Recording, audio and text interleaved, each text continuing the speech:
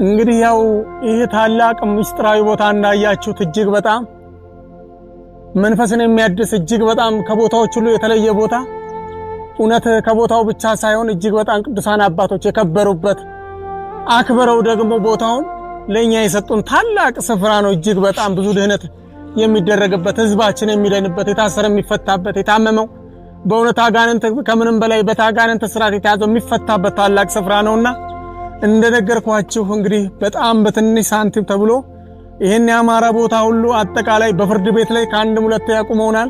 የመጨረሻ ያው ቦታው ሊወሰድኛ እስር ቤት ልንገባ ያው እንግዲህ የመጨረሻ መልእክታቸውን ነግረውናል።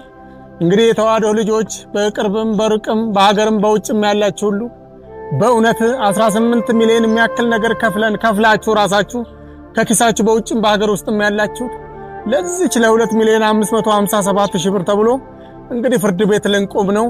እንደው ለባህሪ እግዚአብሔር አምላክ ስሙ ይመሰገንበት ዘንድ እንደው አደራ ብዬ አደራዬን ሰጣቸዋለሁ። ባካችሁ ከዚህ ከመታሰርም ቦታውንም ነፃ ይህ የደመቀ ድንቅ ቅርስ ቦታ ነውና ይሄን ቦታ ከመነጠቅ እኛም ከመታሰር አድኑን ብለን ጥሪያችንን እናስተላልፋለን።